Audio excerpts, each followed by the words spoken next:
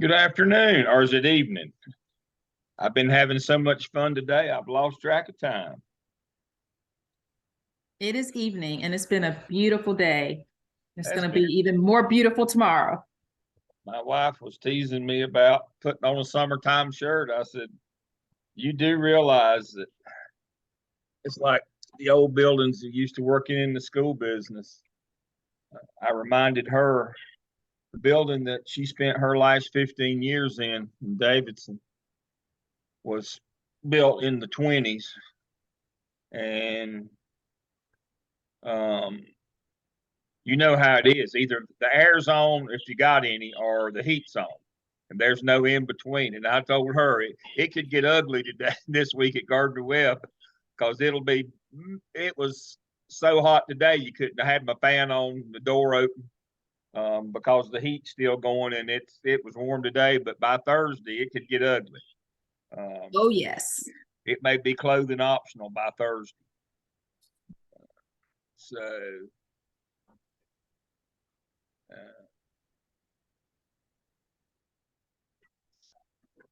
So Antoinette, yes, we can talk after class. So yeah, I got on the summertime shirt today. It was rather toasty in the building. It's only going to get worse this week, but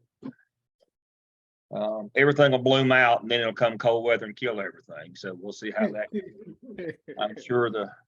I'm sure the tree fruit farmers are not liking this because everything will bud out about the first week in March rather than the third week now. And then if it comes cold weather, it'll kill all the fruit. So this beautiful weather has a price for those folks. All right, welcome everybody. I see it's 7 o'clock. We'll go ahead and jump in and get started. As always, we'll look at our weekly schedule and see where we are. I believe this is our 6th meeting together.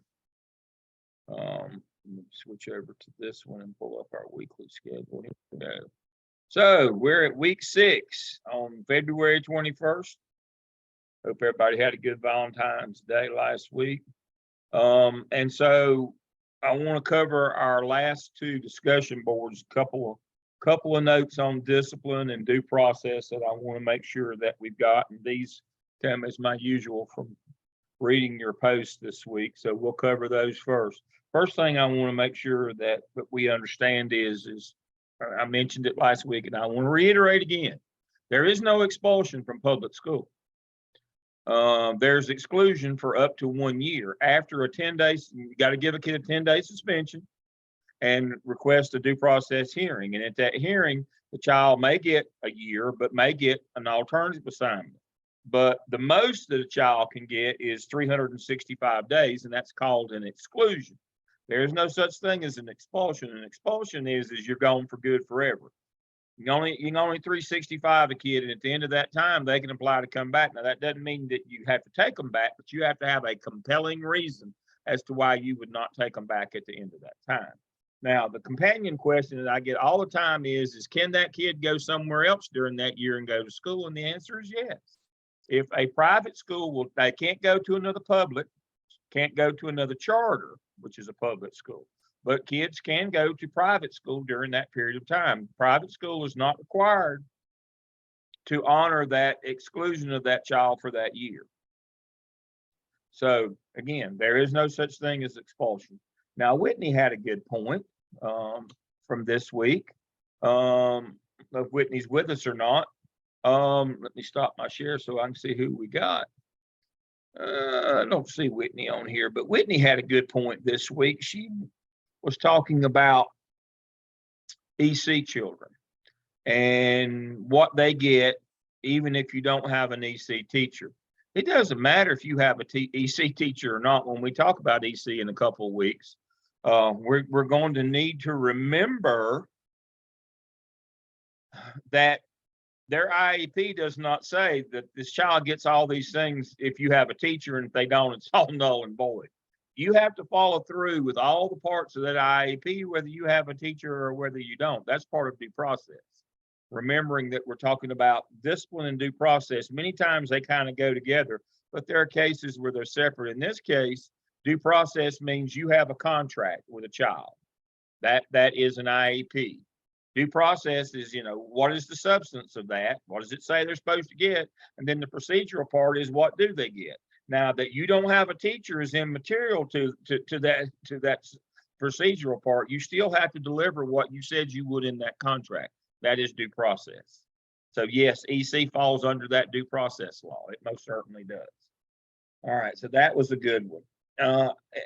Also in that vein, Carl, who's with the basketball team tonight, the Lincoln Charter Eagles are playing in the first round of the 1A, 2A playoffs. I think they're in Brevard tonight. And but Carl, one of the things that he talked about, got to be careful, and he's exactly right. And we'll talk about this again in 2 weeks. Sharing information with teachers in terms of FERPA. You can only let them need to know what they need to know. You have to be careful about that. And so you say, Dale, when is that most likely to occur? Well, you've scheduled an IEP meeting. You're following through with the due process here. They've got to have an IEP meeting. And there's the regular ed teacher that's supposed to be with you is not there. And you just walk down the hall and grab any regular ed teacher that's handy and bring them in. That's a FERPA violation. Reschedule. If that person doesn't teach that child, they're not privy to that information from that IEP meeting. Sorry. I know that that's a hassle. I know that's a problem, but that is a violation of due process. You can't just grab any teacher walking down the hall and stick them in an IEP meeting if they don't teach that child, if they don't have any standing in that case. Now, you say, but Dale, you're asking us to go in and observe an IEP. If you've got a child, or you can go in as an LEA rep to do that, you have to get permission, but you can't just grab somebody off the street. That is a violation of due process to do that. So please remember that.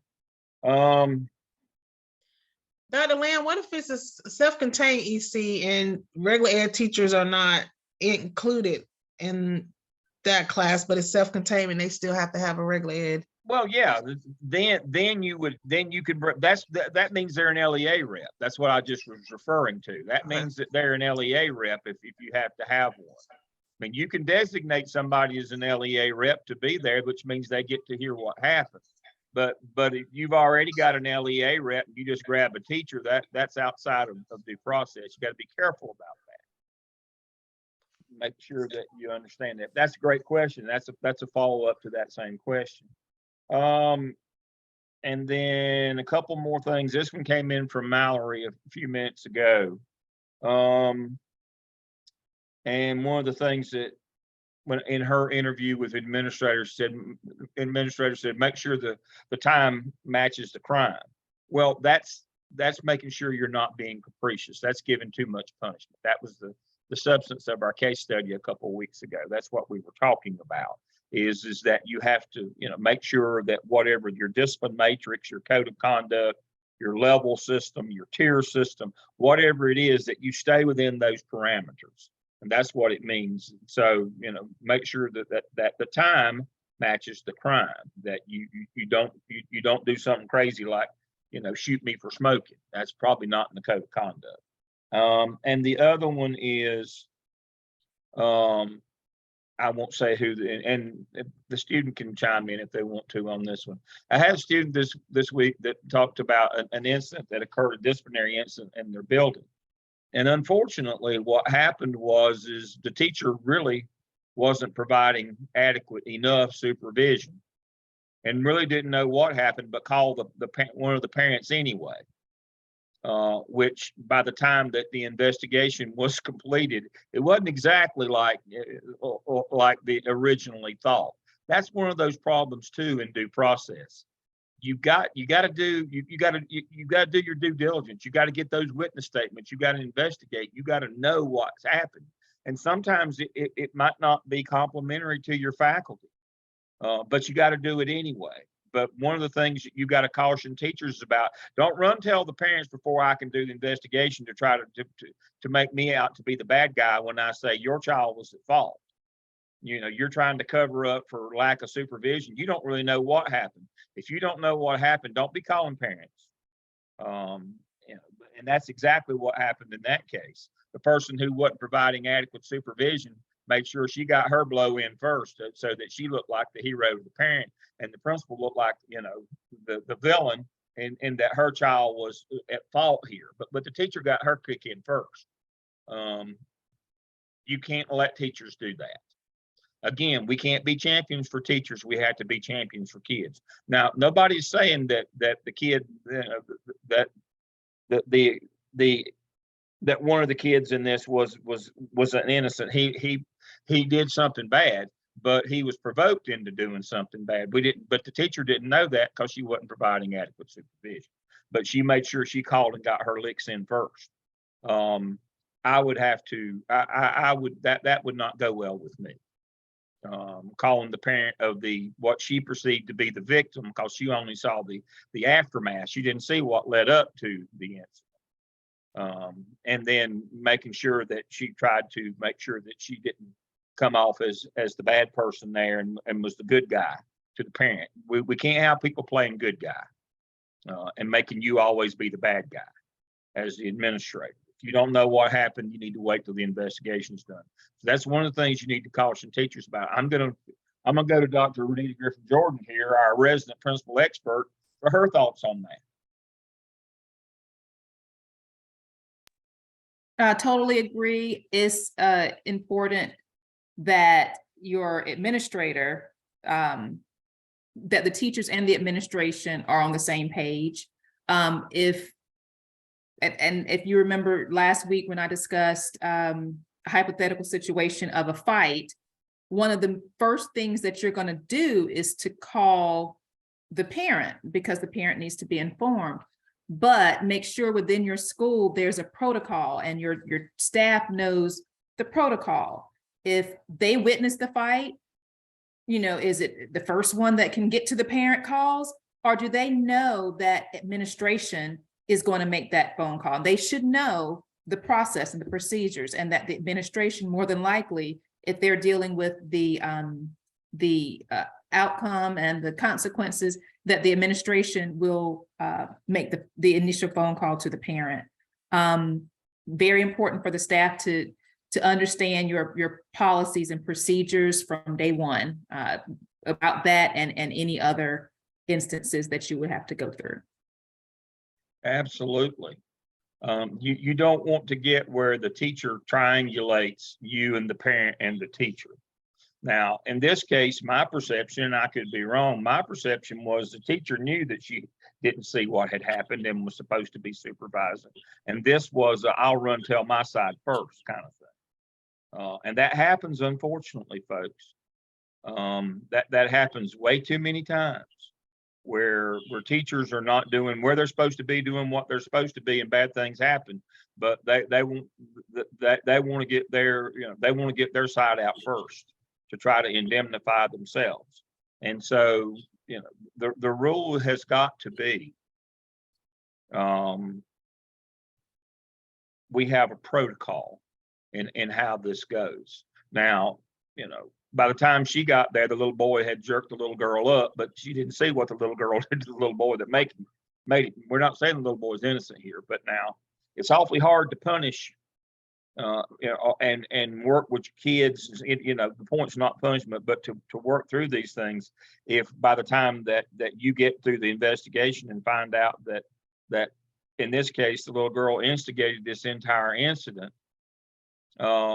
to convince her parents that she's not just totally innocent as the driven snow and she's the victim, but the teacher did this, in my opinion, to cover up the fact that she wasn't supervising as she should have been. This is the kinds of things that happen, but that due process means that we have a system. That's what this long-winded story is about, is that we have a protocol, we have a system, and that we follow it. The substance is you know, the substance is, this is what we do, and then the procedural is, did we follow that? And this person stepped outside of the normal due process and in order to try to cover their tracks on a inadequate supervision. This is the kind of stuff that gets you coming and going. It gets you on inadequate supervision and a failure of due process. You get kicked coming and going on these kinds of things. So you got to work to make sure your staff knows the protocols. All right, that kind of summarizes discipline and due process. We're going to be moving into cyberbullying, which is a whole thing on its own now. We'll get to that in just a minute.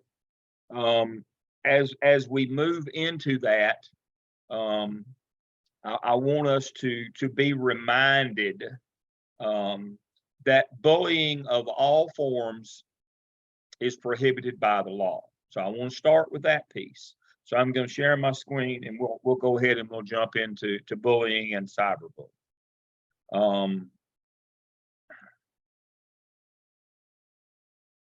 All right. So your task for this week is examine a school or district policy on cyberbullying. Citing policy, explain your response to a parent receiving evidence of cyberbullying at your school.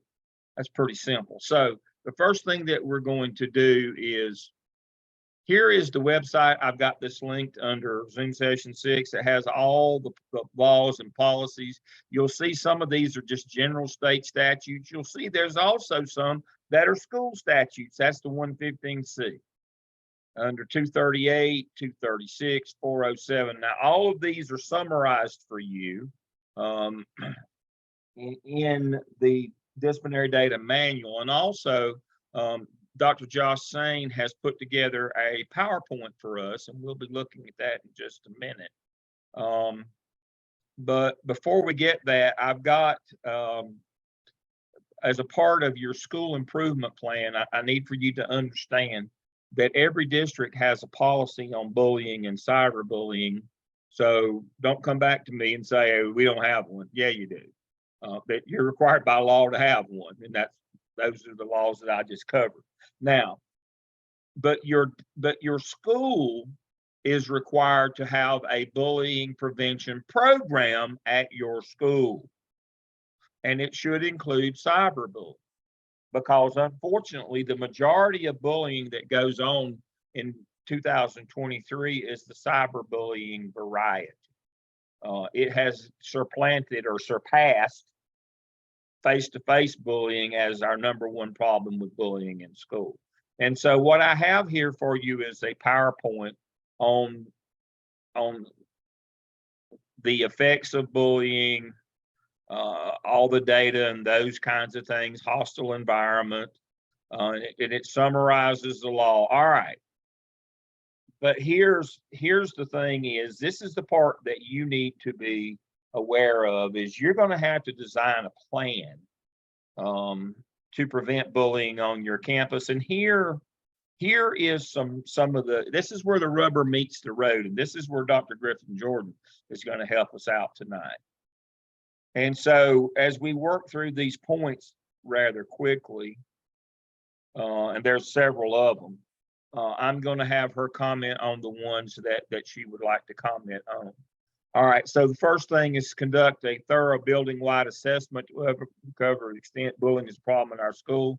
Collect it. So what you need to do is talk with teachers. You need to look at your building and see if there are hot spots. You need to look at your data where kids can congregate without adult supervision, because that's generally when bullying occurs. You need to be looking at those kinds of things.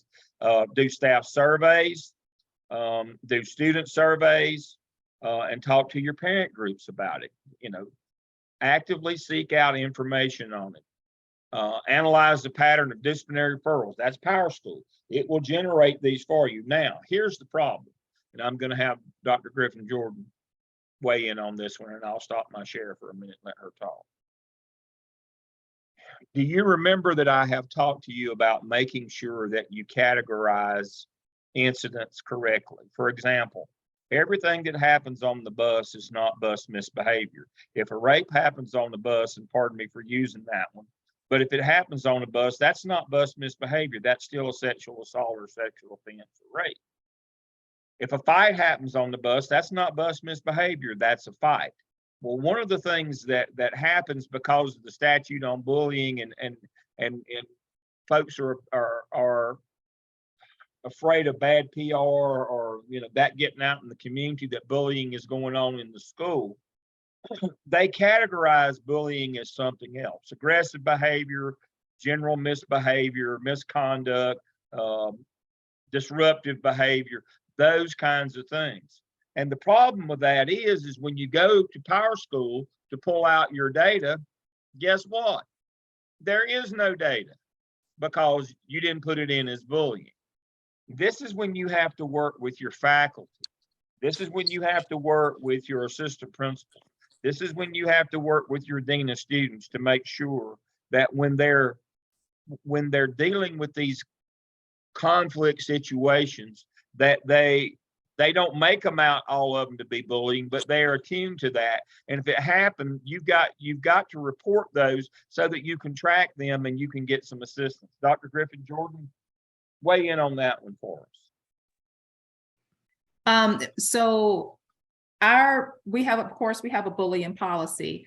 As we report it, as Dr. Lamb indicated, it can't be just misbehavior. You have to be specific. There is the words, it says bullying / harassment. You've got to notate that you are reporting bullying.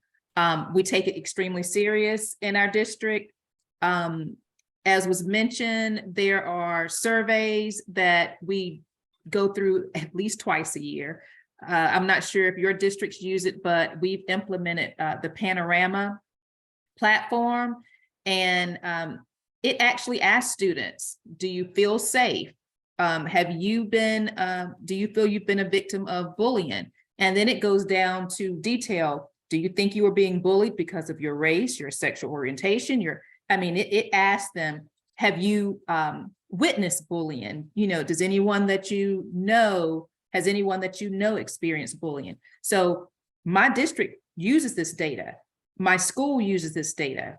Once we get it, my student support services team, that's how they make up their groups when they go into the classroom and speak with the teachers. When we gather this information, when you gather this, it's serious. You don't just look at the data and put it to the side. My district is expecting us to act upon what the findings that we have. We have a couple of other things. We call something called Say Something, and that's it's kind of, you all probably have it too. It's kind of large, where students report any type of behavior, self-harm, bullying. We have something else that it's kind of controversial. I'm not sure if we're going to keep it, but it's called Gaggle. And that's where we get information from the students' devices. We're one-to-one district. Anything that looks like bullying or any type of harassment or inappropriate behavior, we're notified. We have an anonymous tip hotline. So all that to say that schools take bullying very seriously. And it is expected from the state, and it's expected from parents, that when bullying is identified, that we have a program, a protocol in place to address it. And it's consistent throughout the school and throughout the district. All right. Thank you, Dr. Griffin. All right, I'm going to be pragmatic for a minute.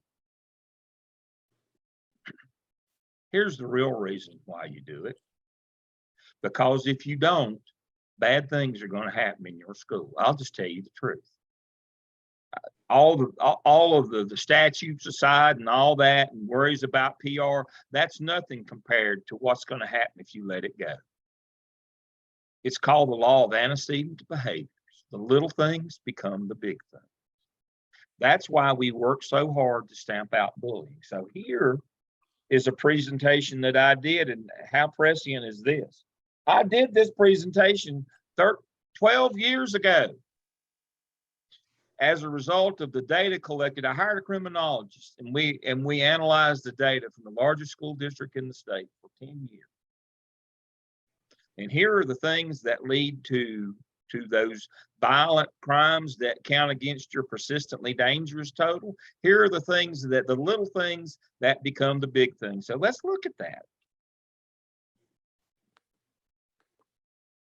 We don't have to look at the whole thing, but we're going to look at it. Again, this is from 2011. This was the key at the State Safe Schools Conference and Healthy Living, whatever it is, in Greensboro. And I hired a criminologist, and we spent an incredible amount of time. We analyzed 10 years of data, and guess what? 4 things. This is from 12 years ago, folks.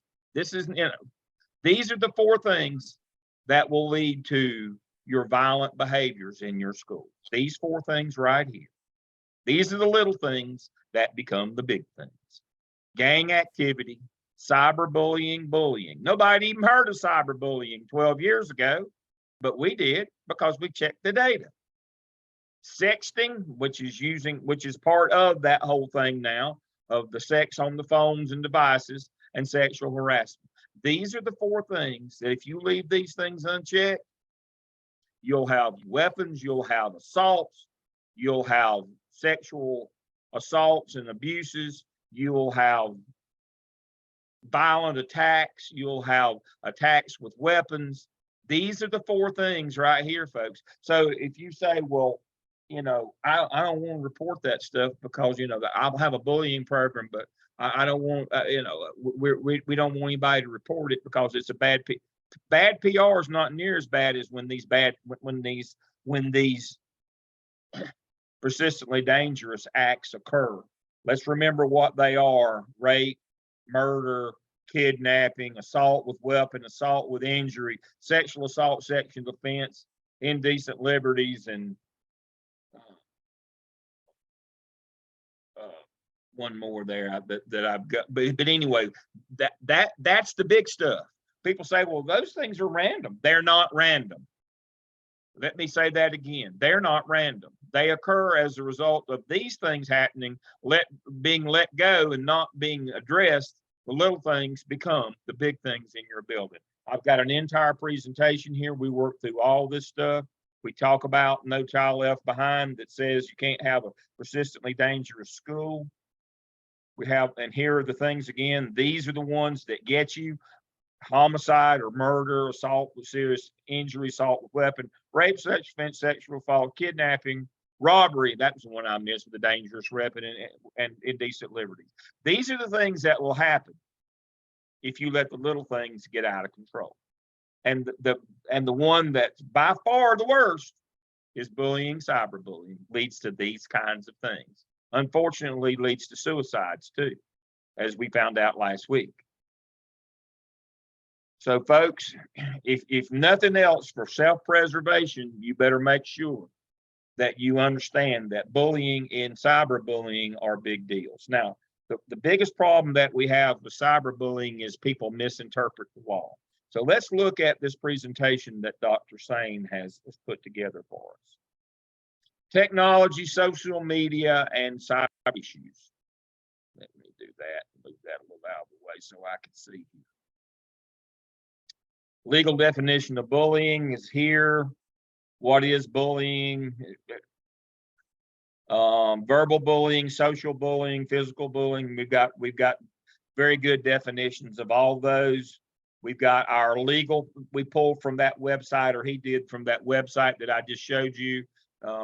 Bullying and harassing behavior. All right, so now here's the thing that why schools many times make the excuse and don't follow up on cyberbullying is they claim one or two things. Well, it wasn't a school machine that they used, and we don't know if it happened while they were on campus. Neither of those matters.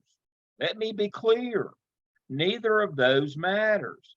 The machine that was used, whether it was a phone, it doesn't have to be a computer in your computer lab. It didn't have to happen at your building. If it disrupts the normal education environment, it says so right here.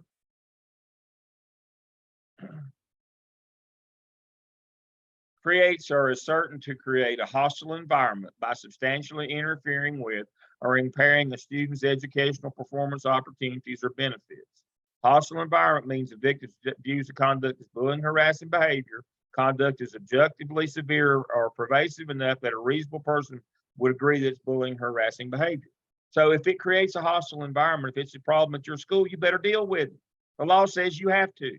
This excuse, well, we don't know, they wasn't in school when they sent that text, that's immaterial. Or they used a private phone or a private computer or tablet, they didn't use our machine, so we don't have to be involved. That is stupid. You're just volunteering to give your job and house up if you're that dumb. Nobody's taking it from you. You're voluntarily giving it up because the law is very clear.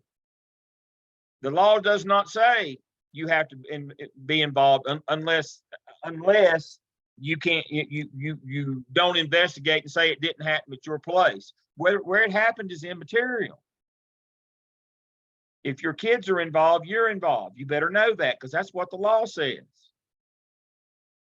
That's the biggest thing right there. That's the biggest problem that we have. Don't they have like rights as far as their personal devices though? You wouldn't be able to like check anything, or is that not the case? Well, that's a great question. Let me stop my share. And so that is why in the takeaways for next week, some of you are done it. I say two things. One is where it happened and what device you use in material. And I always involve the police because guess what? The police have warrant powers that you don't have, and they can take that device. Okay. Absolutely, they can. The police can confiscate the device. You can't, but they can. And if you'll remember, Dr. Griffin Jordan talked to you last week, when you do searches or when you're involved, always have the police with you. You have more power on searches than they do because you only have to have reasonable suspicion. They have to have probable cause, but they have warrant powers. And so they can confiscate those items, those cell phones and other items, they can confiscate them. So I'm glad you asked me that question because I trained an AP at Huff High School, northern part of Mecklenburg County. Been a few years back, but I trained him. And he saw some kids looking and laughing at a phone in the cafeteria, and he went over and took the SRO. They confiscated the phone and were able to get into the phone. And what they found was a bunch of inappropriate pictures of middle school girls at the middle school right next door. And this high school boy, who was 18, by the way, would convince these middle school girls to send him inappropriate pictures of themselves.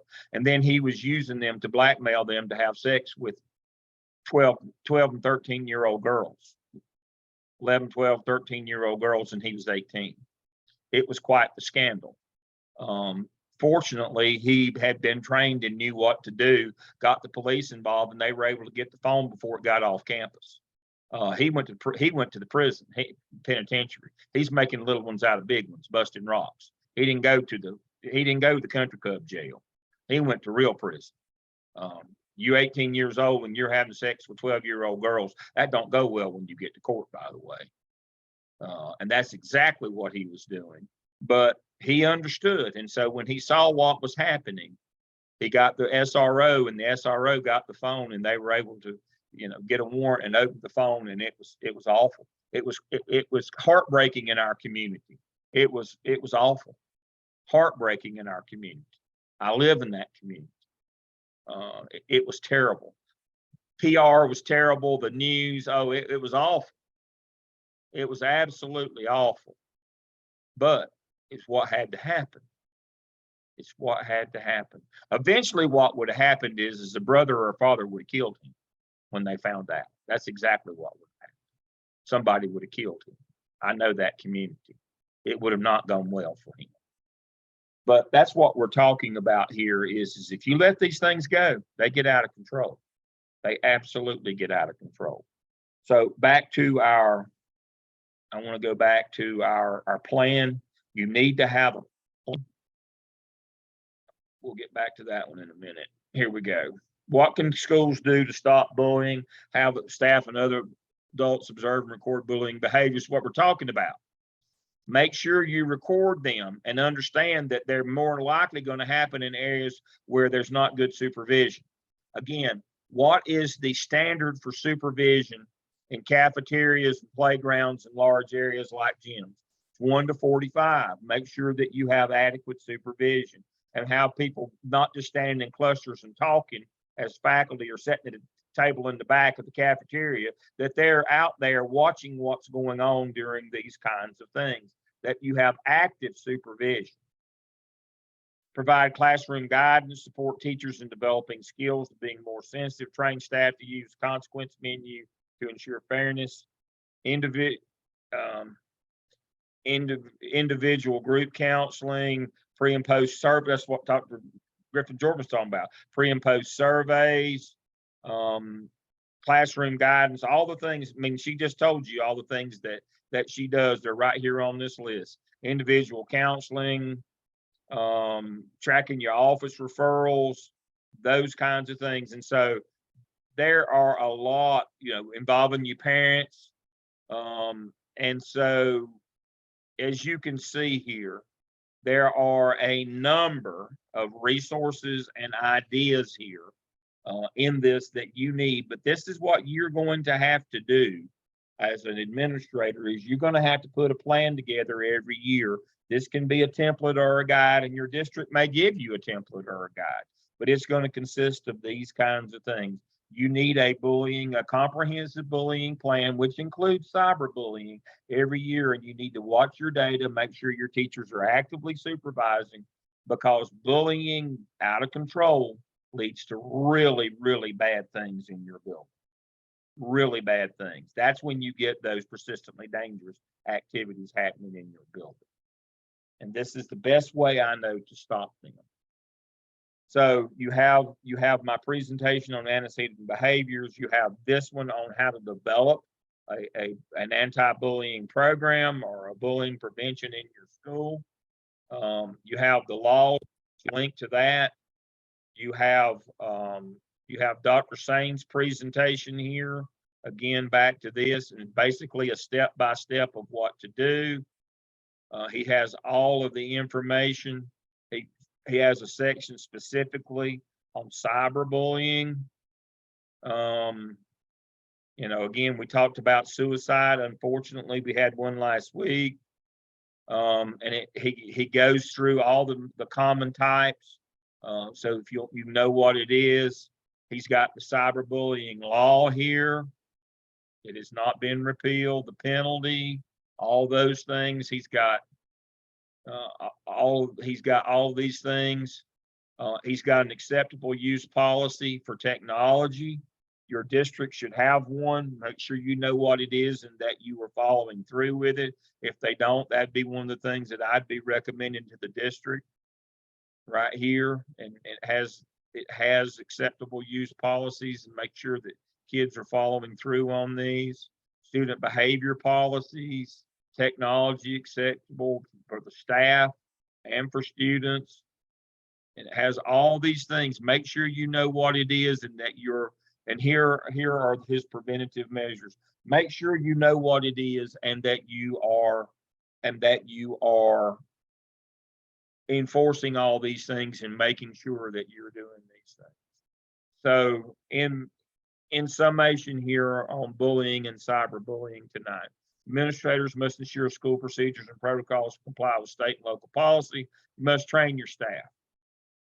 Look for warning sign, reporting requirements, monitoring classroom use of technology, inform parents, ensure counselors are equipped, monitor staff use of technology throughout the school day as well. Make sure you do those things. But again, it starts with, and I can close that one out and that one out. Folks, it starts with making sure that you report it accurately. The biggest problem from my time being in charge of this for the largest district in the state was people didn't report it as bullying because they didn't want to have to deal with it. They just reported it as aggressive behavior, disruptive behavior, those kinds of things. They just did not want that. You could not get them to select bullying in Power School. Just wouldn't do it. It was just, because it required follow-up and work on their part, just wouldn't do it. Didn't want to. And then couldn't figure out why they had all these persistently dangerous activities happen on their campus and just claim, well, that's just random. It's just bad luck. Just bad luck. No, it's not. It's not bad luck. You earned these things. And that's what the entire presentation was about. If you know, bad things don't happen at random. If you let the little things get out of control, you will have the big things. If you want to control the big things, control the little things. That's the notion of antecedent behavior. Dr. Griffin Jordan, I'll let you close this section before I talk about case studies and skip.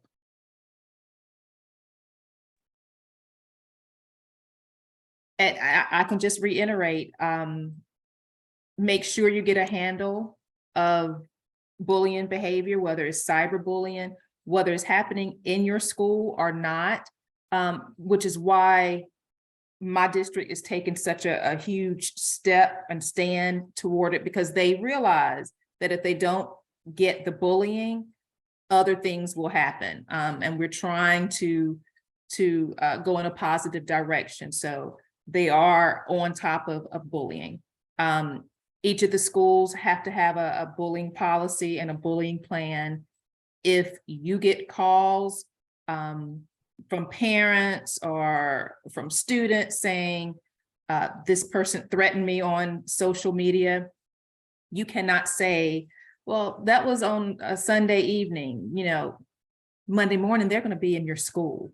That same issue is still lingering. Soon as they step foot in your building, you got to address it, because if not, I can almost guarantee you, depending on the type of student you're dealing with, you probably will have a fight at some point in that school day if you do not address a threat that was made Sunday evening before coming to school. You could have a fight or something even more serious, because if somebody's being threatened, they may get a weapon and say, well, I need to protect myself because they threatened me.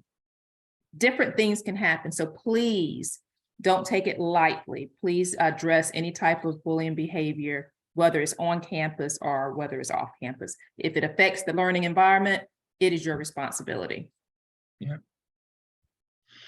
And I could list you a number, but I'll just say, the shooting at Albemarle High School a few years back where the kid was killed, one of my students, was a current student, was out on his administrative internship doing supervision, and the kid just walked up. There had been some problems on social media the night before. The kid just walked up and shot the other student and turned and handed the gun to him. He thought he was going to turn the gun on him. That absolutely happened. Didn't say a word. We just walked up and shot him right in the front door of Albemarle High School. The last shooting at Butler High School where the kid was killed, same thing. Kid walked in the lobby, shot the other kid. No words were exchanged. Happened over a social media exchange the day before. So this is what we're talking about, folks. This is the number one problem. I perceive this to be the number one disciplinary problem that we have in schools now that leads to the most problems. So that's why we pulled it out separate. We're going to talk about sexual harassment, which is kind of a companion to this, but later on. But these are the sign of the times. This is real. This is 2023 school. This is our biggest problem. Is media, social media, cyberbullying. It's our biggest problem. All right, so let's talk about our case study next week. So let's go back and look at our weekly schedule and make sure that I am correct in what we're doing here. So let's pull up our weekly schedule. All right, so next week on the 28th, we have case study 2. So let's talk a little bit. I'll talk a little bit about case study 2. And you'll pardon me for not having it already pulled up, but I wanted you to see it this way. All right, again, you'll read, make sure you read chapter 2 in your resources book. Review the Leandro case from North Carolina on school funding. And then I've got a couple things, the Leandro Duke law, and you can pull up Leandro case and read all about it. Make sure you do that. So I'll kind of, let the cat out of the bag here for next week. In 1993, 30 years ago this year, this is a national case, by the way. This kind of has set precedent for national cases for school funding. It's not just a North Carolina case.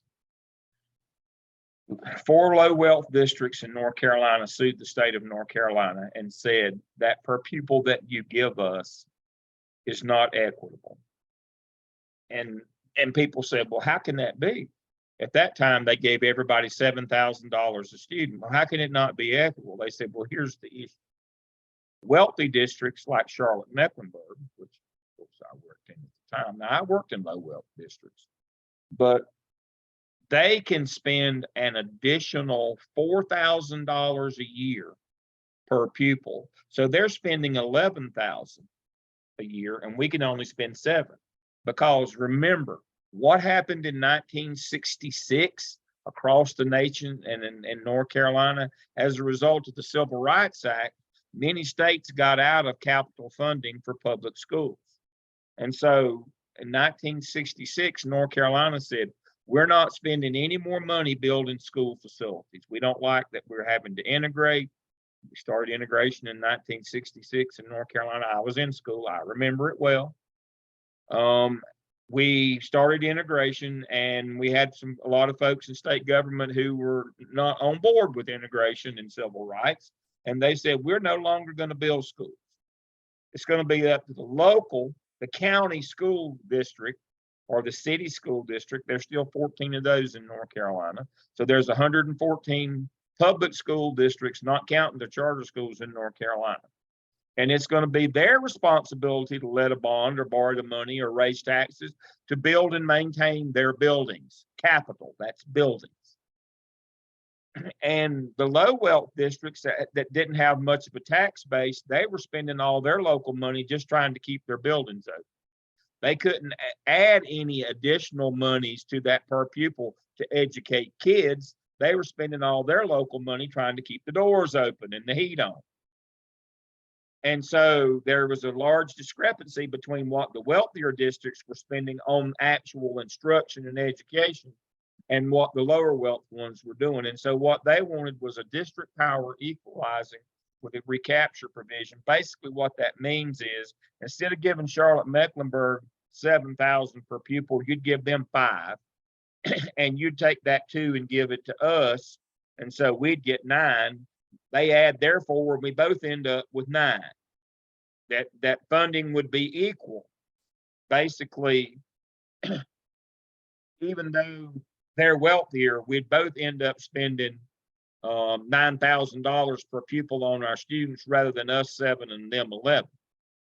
And so that case went to the court, and in 1996, the court held for the state and not the plaintiffs.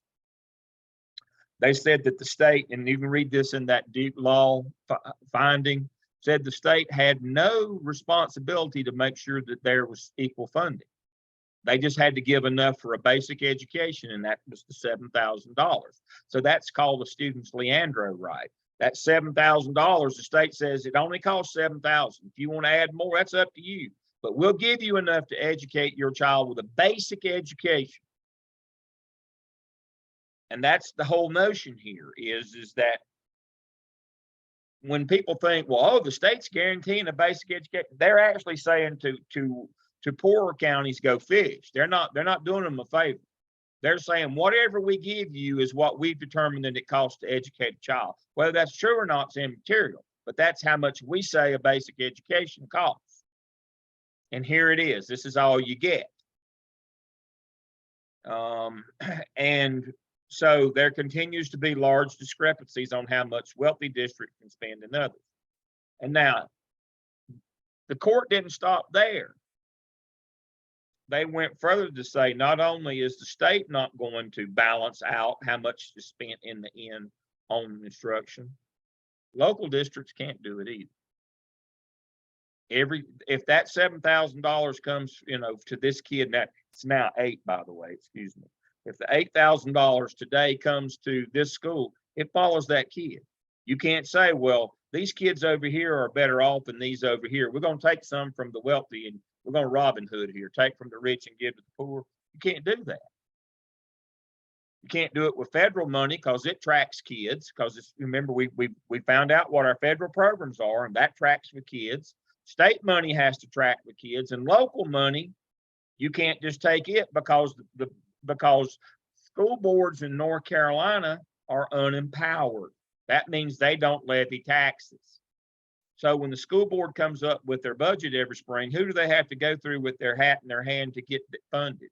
They have to go to the county commissioners.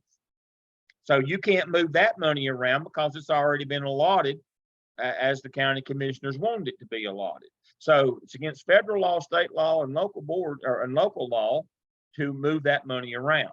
So what you have is a letter to parents from a superintendent is your next case, who says, what we did this little local pilot, but we're going to do it across our district this year. We're going to high risk kids. We're going to give more of the budget to those schools and less to the more affluent schools that don't have high risk kids. You're to determine using Leandro, is that going to be legal or not?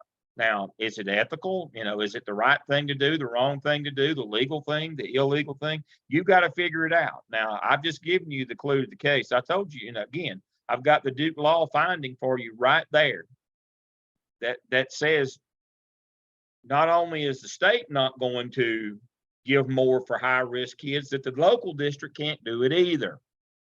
Not with their money, and you can't with federal money.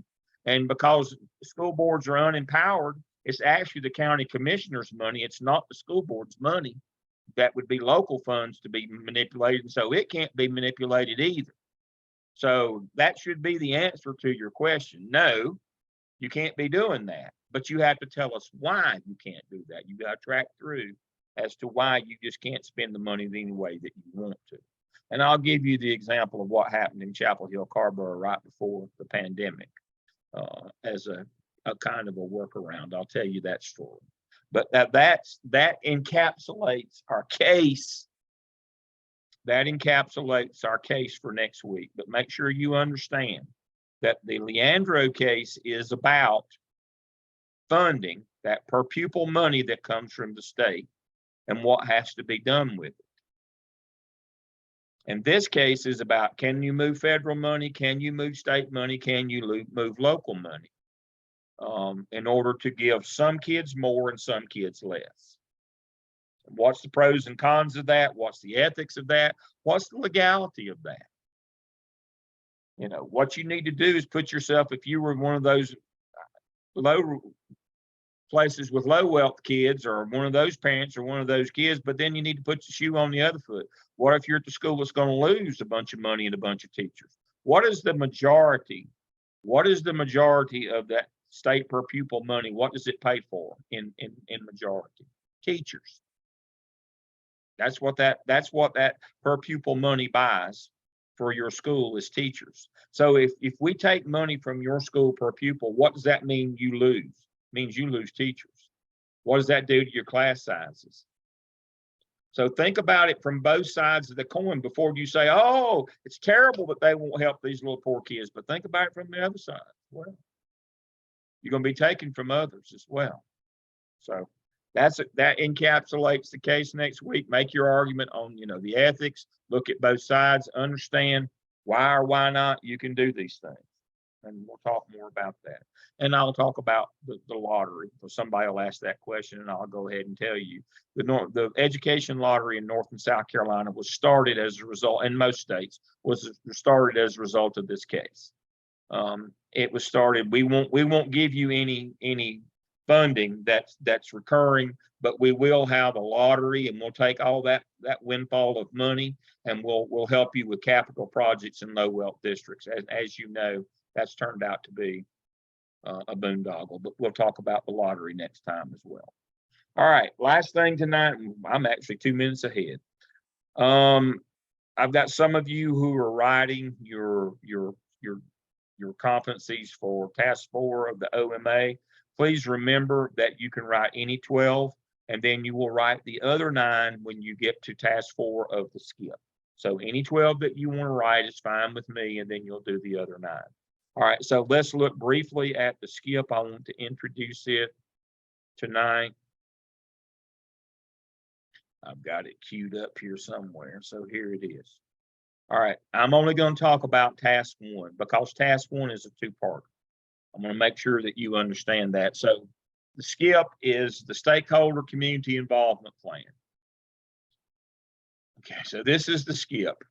And so what we're trying to do is we're trying to build a plan with our stakeholders, an action plan, just like the APSEL and the APTEL. We're building another plan where we're going to get community and parent involvement in our schools. So we're going to start out in prompt 1. Remember, there's task 1 has 2 prompts. And please don't forget this. Here it is on the screen. The candidate will lead the SCIP team to conduct a needs assessment and determine the gaps in communication between the internal and external communities. All right, let me stop there. The biggest problem we have is folks do a needs assessment on athletics or academics, or no. We're looking for gaps in communication. Now, where would you find those? Teacher working condition survey in North Carolina, that parent involvement section. And in South Carolina, that advanced ed cognitive survey. So just look at your surveys. That's all you have to do. Your teacher working condition or your parent survey in South Carolina. South Carolina has a parent survey as well. So if you're in North Carolina, you should know where to go. Look at that. Look at the community involvement section and see the gaps in communication between your parents and your school. That's internal and external communities. Between your parents and your teachers, parents and schools. We're looking for gaps. That's what we're doing. Background description of the setting, clear statement of the purpose. Again, the purpose is to determine gaps in communication. That's it. This is really simple. List of participants, who's on your team, analysis of your findings. What'd you look at? We looked at the parent communication section of TWC. All right.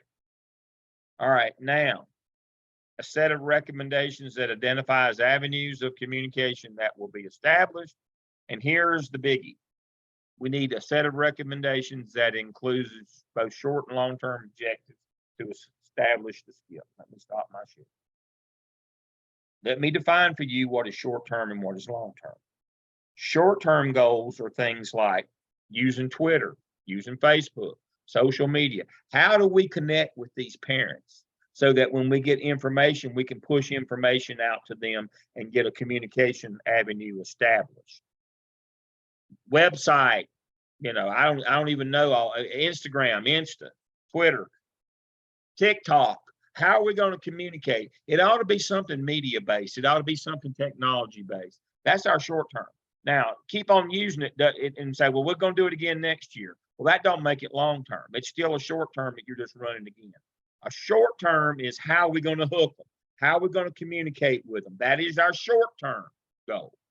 Long term is, all right, now that we've got them hooked, what are we going to do with them? That's an activity at your school, not step team, not a ball game, not talent show. That's when they come to your building and you work with them on something. Family math night, family reading night. Help us help you help your child. That's the whole notion here, is if we communicate and we are connected with these parents, we can get them into school to do something other than to come and watch a ball game. And we can actually help our academic standing in our school if we can get these parents in. When we get to case study 4, and that's where I could cover 2 before. When we get to case study 4, we're going to find out that we've got a problem. Parents come marching in the school and are revolting. And part of the reason why is they haven't had any parent nights to explain what's going on with the new inclusion model of exceptional children in their building.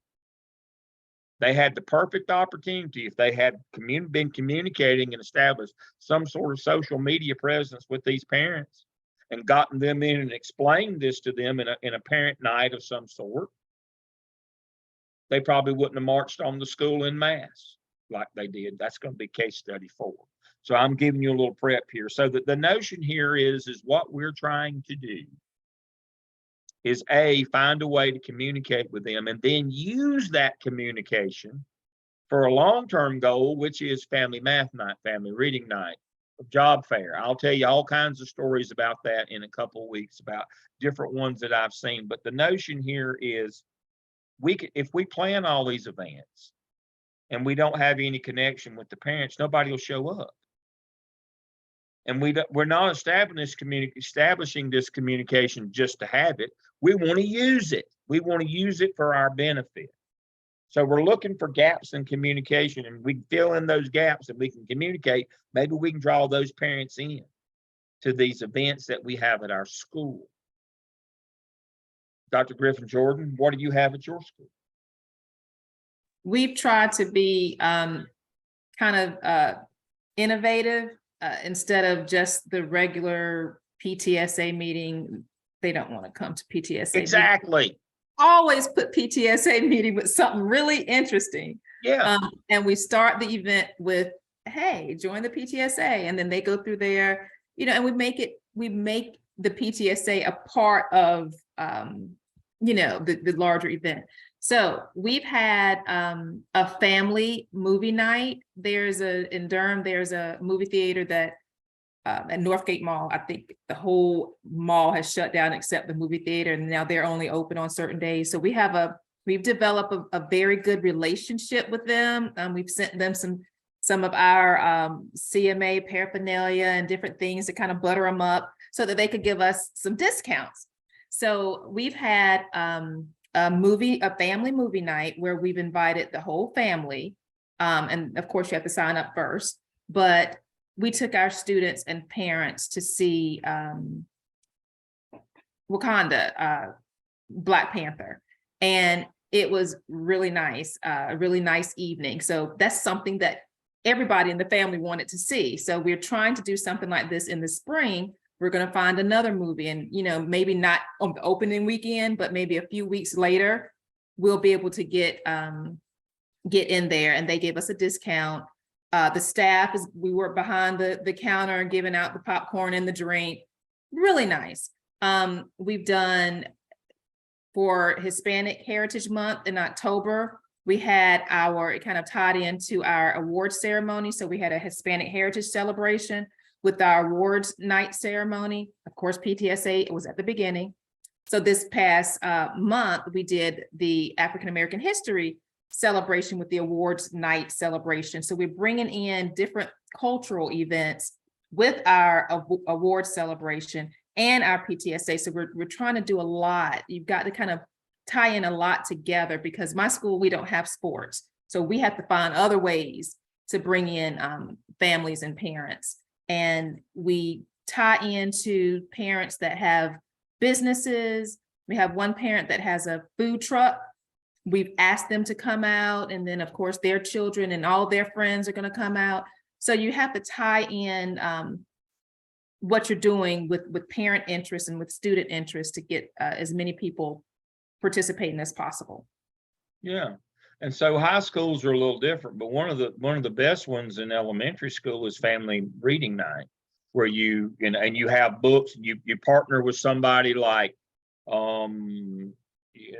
like Scholastic, and have book fair and get sets of books and have books for the parents, and they go home and read to their kids, or family EOG night. Now I told you I do Pictures with Santa at a little school in northern Cleveland County, and we partner with Scholastic, and I'd go to every classroom in costume, of course, and we have a classroom set of books, but we get the parents in and support that. We have the parent events in the library, and we get all these parents to come in, and they see the book fair, they get the books, the kid gets the books, the parents can buy books, and it's a literacy initiative in that school. And we're using the money from Pictures with Santa to buy Chromebooks for the one-to-one initiative. So these are the kinds of things that we're talking about. In the end, we're looking for an academic bounce, what we call the back bounce, the indirect improvement in academics from doing these things. You've already worked through the AppSell where you did a direct instructional program to try to improve your academics. This is an indirect program where we're looking for what we call the back bounce. We get parents in and we get them involved, and we do a literacy initiative where we do Northwest Guilford does a college fair, and they put down all the higher level courses that you need to have to get that job, to get that degree in that college, to get that job. And all of a sudden their enrollment in higher level courses, AP and advanced courses, exploded. That's what we're talking about. We're looking for that back bounce. Help us help you help your child. And all these kinds of things. So that's the short term is communication, long term is an event on your campus. You get parents there for the purpose of trying to indirectly, help your academic programs. So that's prompt 1 of task 1. Prompt 2 is simply go to your cognitive survey or your teacher working constituent survey and do an audit or an analysis of school leadership. The candidate will lead a team in order to determine the climate of the school. North Carolina Teacher Working Survey may use this school should evaluate school leadership. See this right here? Now, I don't want teacher leadership. I want school leadership. You are to evaluate it and make recommendations to improve the school leadership. And so that there's a school leadership section in teacher working condition survey and the cognitive survey. According to what that data says, and from your team as well, what recommendations should go in this marketing plan along with your short and long-term goals? What recommendations do you have for school administration in terms of this marketing plan to better connect with our communities so that we can get them in and get an indirect bounce in our academic achievement in our building? That's what we're trying to do here. We're simply trying to get a back bounce here. So for those of you who are moving into task 1, it's here. I'll talk about task 2 and 3 next week, but I don't want to take any more time. I'm already a couple minutes past my time tonight. I appreciate your time with us. But that's the notion of the skip. We're trying to develop a marketing plan that we can connect with parents, get them involved in their child's education, and improve the achievement in our building. That's the whole notion here.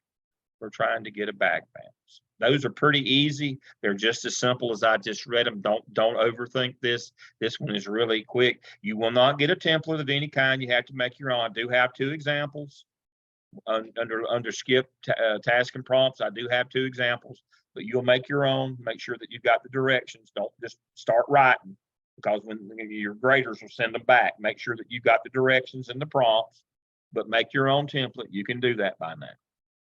Okay. I appreciate you being with us tonight. And remember, you have your case study 2 presentation next week. Make sure that all of your team members attend and do their part. And you'll turn in everybody turns in their PowerPoint, and everybody turns in their individual reflection directly to me. It's not for public consumption. And Twanice, you want to talk? We're ready to do that. So everybody, thank you again to our resident expert. Thank you so much to Dr. Griffith Jordan for being with us tonight. She had so much. Y'all need to utilize her more. Questions. She's a big resource for you folks. She does it every day. And she's an expert at it. So I always appreciate her being with us. I always try to remember to do that. I will see you all next week for your presentations. I'll stay on. I'll stop my recording and I'll stay on with Antoinette now.